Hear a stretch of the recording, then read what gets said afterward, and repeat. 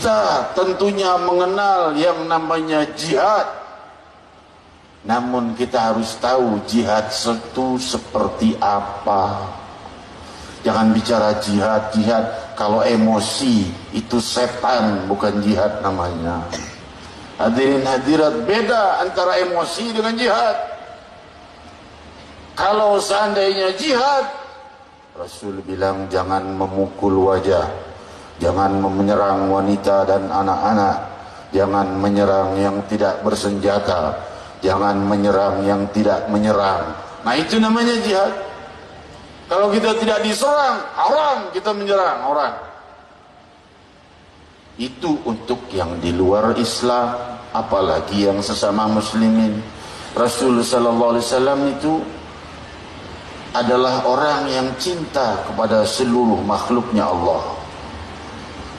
Kepada sesama manusia cinta, dan Rasul ingin umatnya mencintai manusia, dan belum sempurna iman seseorang sebelum dia mencintai manusia satu sama lain.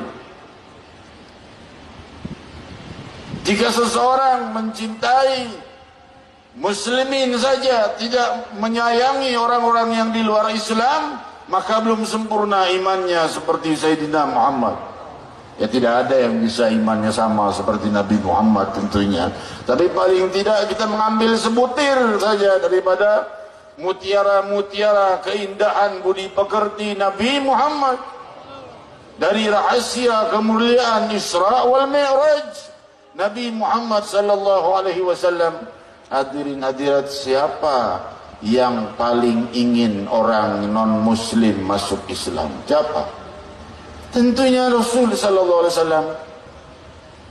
Tetapi Rasul justru lemah lembut pada orang-orang yang non muslim itu. Seorang Yahudi pemuda datang ke rumah Rasul, bilang mau tinggal di rumah Rasul. Kalau orang-orang zaman sekarang mungkin, mau ngapain kamu non muslim, najis, masuk rumah saya sana, pergi. Enggak begitu akhlak budi Sayyidina Muhammad. Yahudi diterima oleh Rasul. Tinggal di rumah Nabi, makan sepiring dengan tangan Muhammad Rasulullah, jari-jarinya bersentuhan dengan jari-jari Nabi, minum segelas dengan sang Nabi, tinggal sehari, 2 hari, 3 hari, berhari-hari tidak diusir oleh Nabi dan terus disambut sebagai tamu, sampai pemuda itu pulang. Nabi SAW keluar, pemuda itu pergi. Nabi pulang, pemuda sudah tidak ada. Kemana itu orang Yahudi? Nabi tidak berkata, kamu masuk ke rumahnya aku, kamu harus masuk Islam, aku ini Nabi pembawa Islam. Tidak berkata demikian. La ikraha fiddin, tidak ada paksaan dalam agama. Maka hadirin hadirat, Rasul malah apa yang diperbuat, bukan bersyukur, syukur dah Yahudi udah keluar dari rumah gue, repot ngurusin Yahudi. Enggak, dikejar ke rumahnya. Barangkali ada salah di rumahnya, atau kurang jamuan, atau apa, datang ke rumahnya. Didatangi ternyata sakit dan sakaratul maut. Rasul baru berkata, la ilaha illallah, ucapkan. Anaknya melirik bapaknya, diizinkan apa tidak nih mengucapkan la ilaha illallah. Bapaknya Yahudi juga. Bapaknya tidak tega melihat budi pekerti Nabi yang begitu indah. Bapaknya berkata, ati Abul Qasim, taati Abul Qasim, taati.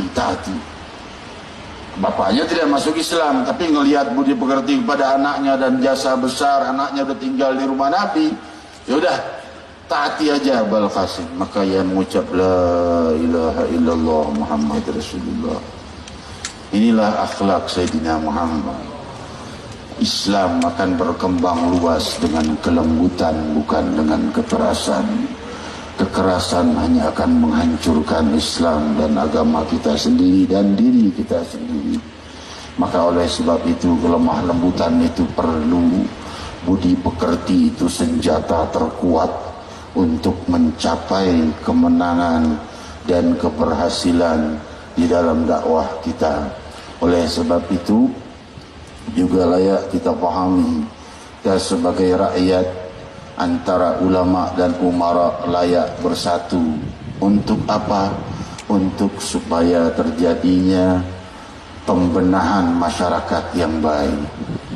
Kalau ulama dan umara itu pejabat, ulama dan umara saling hantam, musuh Islam tepuk tangan, syukur tuh hancur sendiri, dihancurin sama pemerintahnya sendiri, saling hantam sendiri. Jangan begitu ya. Kalau umara kita punya kesalahan, maka coba ajukan kepada gurumu kepada gurunya, sampai kepada guru-gurunya yang punya hubungan dengan orang-orang yang para pejabat itu, untuk menyampaikan bahwa hal ini salah dengan baik. Itulah akhlak Sayyidina Muhammad. Demi Allah, jika beliau hidup, itu yang akan beliau perbuat.